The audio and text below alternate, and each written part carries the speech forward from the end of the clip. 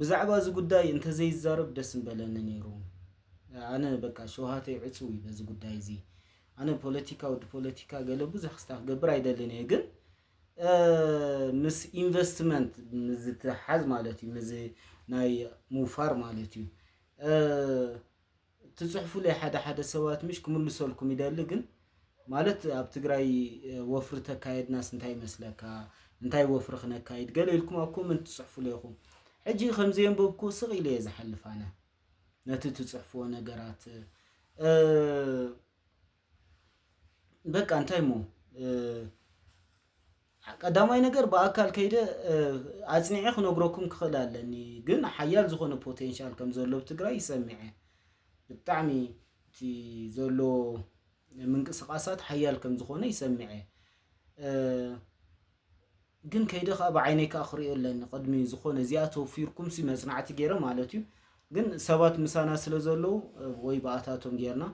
ግዜ ሃቡን ይኹም ገለ ነገር ክገብር ንዓይ ዘስገአኒ እንታይ እዩ ኩሉ ግዜ እዚ ሰብ ዝሰርሑ ነገራት ሰብ ዝሰርሑ በቃ ተንኮላት ሰብ ዝሰርሑ ኣብ ልዕሊ ኢንቨስተር ኣብ ልዕሊ ሓደ ኣውፋሪ ኣብ ልዕሊ ሓደ አንተርፕረነር ሰብ ዝሰርሑ ጸገማት ነዚ ኢንቨስተር እዚ አንገላትዕዎ እዩ ኣብ ዓዱ ኣብ ማእኸል ህዝቡ ኢንቨስት ገይሩ ንኸይህፍትም ንባዕሉ ሃፍቲሙስ ነታ ሕብረተሰቡ ንኸይህፍትምሲ ነቲ ሕብረተሰቡ ንኸይህፍትምሲ ብዙሕ ክስታይ ትርኢኻ which is not good ማለት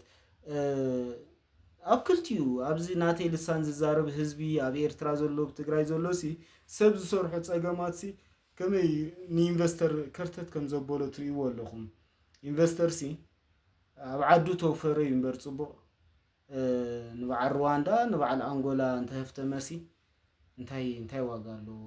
ኣብ ዓዱ ኢንቨስት ክገብር ዘለዎ ኣብ ዓዱ ማለሲ ደስ እንዳበሎ ኣብ ዓዱ ኣውፊሩ ዱ ገለን በቃ ደስ እንዳበሎ እንተነበረ እዩ ጽቡቕ እምበር ክስታይ ኣይኮነን ሕጂ እቲ ህዝቢ ወርቂ ዝኾነ ህዝቢ ብኽልቲኡ ሸነኽ ዘሎ ጻዕራም ህዝቢ ፈቃር ተደጋጋፊ ግን I don't know ንምንታይ እዩ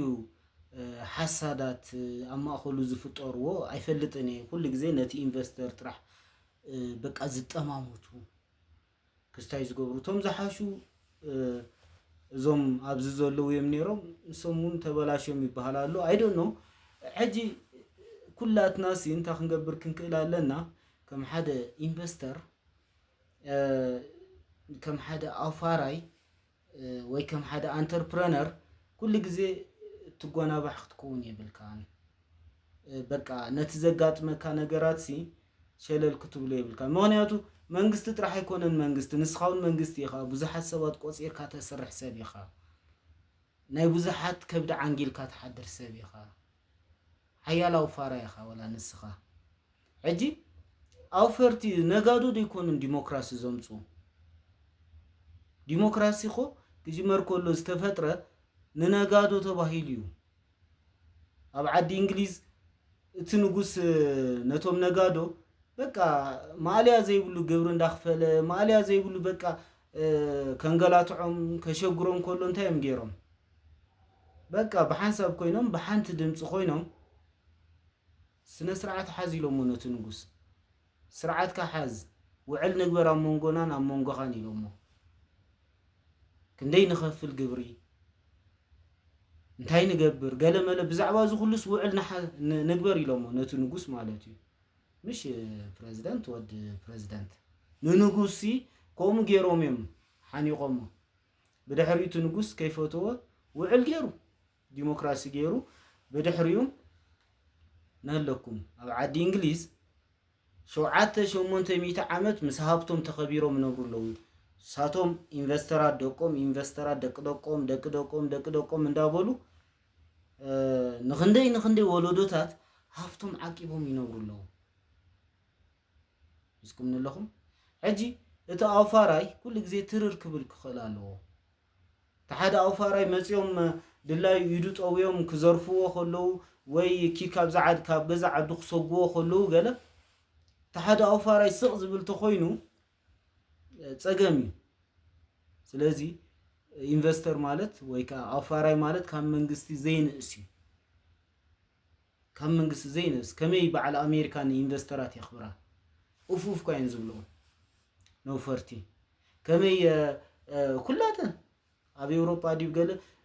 ነውፈርቲ ሲ ብክብሪ እየን ዝሕዛ ስኻ ግን ኣፋራይ ሰራቕ ተባሂልካ ብህዝቢ ክትፅረፍ ትግበር ክትሳደድ ትግበር ብዙሕ ነገር እዩ ኣፍቲ ናታቶም ረሳሕ ተግባራት ብሓይሊ ተዚኣተኻ ከምዚ እንተዘይገበርካ እንዳተባሃለ ብዙሕ ነገር እዩ ዝግበር ስለዚ ቶም ኣፈርቲ ኩሉ ግዜ ጥንክር ክትብሉ ክትክእሉ ኣለኩም እንተዘይኮይኑ ረሳሓት ሰባት ፅባሕ ንጎ ኣብ ስልጣን መመፅዮም ሃብትኻን ንብረትካን ይወርሱኻ ሽዑ እንታይ ትገብር ስቕ ትብል ተኾይንካ ሸለል ትብል ተኾይንካ ሕጂ ንኣብነት ኣብ ግዜ መለስ እቲ ዝነበረ ትዝክርዎ ኢኹም ንነጋዶ ክዕብልል ምስ ፈተነ ቶም ነጋዶ ብሓይሊ እዮም ወፅዮም መቆፃፀር ይስኢኑ ሽዑ በቃ ምዚኣቶም ሲ እንታይ ገይሮም ክትሃላለኽ ክብል ቲ መንግስቲ ኸይፍ ኣብቲ ንግዲ ሙሉእ ብሙሉእ እትዮም ምስኣቶም ሸቃጣይ ገይሮሞ ተረዲኩም ኣሉ ታ ታሪክ ትፈልጥዋ ትኾይንኩም ትዝክርዋ ትኾኑ ኢኹም ኣብቲ ናይ ግዜ እኽሊ ዝኸብረሉ ዘይቲ ዝኸብረሉ ዝነበረ ግዜ ማለት እዩ በቃ ኣብዚ ከባቢ ዘለዉ ለቢሞም እዮም ቶም ኣፈርቲ ለቢሞም እዮም ከምዚ ክስታይ ኣይኮኑን ቀልዲ ይኮነን ሕጂ ኣሎ ሕጂ እንታይ መን ምስ መን ተሪፉ ዘሎ በቃ እዚ ናተይ ልሳን ዝዛረብ ምስቲ ሓደ ልሳን ዝዛረብ ኩሉ ግዜ በቃ ከምዚ ወላ ኣብዚ መፅኦም ሲ ገና ስልጣን የብሎም ገለ የብሎም ሲ ኣብዚ ኮመንት ይፍክሩ ይፅሕፉ ኣነ እንታይ ተዛሪበ ፖለቲካ ይተዛረብኩ ገለ ብዛዕባ እንጀራ የብዚኣ መፅአ ዝዛረብ ዘለኹ ንሓደ ይተንከፍኩ ንሓደ ግን በቃ ወላ ኢትዮጵያዊ ይፈልጥ ኤርትራዊ ይፈልጥ ትግራዋይ ይፈልጥ ኣምሓራይ ይፈልጥ ዝኾነ ነገር ኢለን ኣነ ብዚኣ ይፈልጥን እየ ግን እንዳመፁ ኣብዛ ታሕቲ ናይ ዓድኻ ዘይትገብር ናይታ ሲንጋፖር ናይታ ዝወደቐት ዓድኻ ኪድና ዓድኻ ገለ መለ ኢሎም ዝፅሕፉ እዮም ቀልጢፈ ታ ኮመንቶም እንታይ ዝገብራ ደምሲሰ ብሎክ ዝገብሮ በዚ ሓደ ሸነኽ ከዓ ኣታ ትግራዋይ ኣታ ናይ ዓድኻ ዶ ኣታ ከምዚ ዶ ገለ ብዙሕ እዮም ዝፅሕፉ ኣነ ትግራዋይ ይበልኮምን ግን በቃ ስቕ ኢልካ ከምኡ በቃ እዚኦም ክልቲኦም እንተዳ ሓይሊ ረኺቦም እየ ዝብለኩም እመኑኒ ሓይሊ እንተረኺቦም እዚኦም ናብ ስልጣን እንተዳ መፅኦም ካሓርዱናን ከኣስሩናን ከበሳቡስናን እዮም ኣሕዋትና ኣይኮኑን እዚኣቶም ጨካናት እዮም በቃ ነቲ ናቶም ልሳን ዝዛረብ ሰብ ክሓልፈሉ ዘይደልዩ ክሰርሕ ዘይደልዩ ብጣዕሚ ፀገም ኣሎ ስለዚ ኩሉ ግዜ እንታይ እዩ ክንቃለሶም ኣለና ስቕ ኢልና ክስታ ክንገብሮም የብልናን አንተርፕረነር በቃ ኩሉ ግዜ ናይ ህዝቡ ክስታይ ሒዙ ክኸይድ ክኽእል ኣለዎ ማለት እዩ በቃ ተዘይኮይኑ ንዘላለም በቃ እንዳተበሳበስና እንዳተሳደድና ገለይና ክንከይድ ስለዚ ቶም አንተርፕረነራት ክተፍሩ ትደልዩ ሰባት ኣብ ትግራይ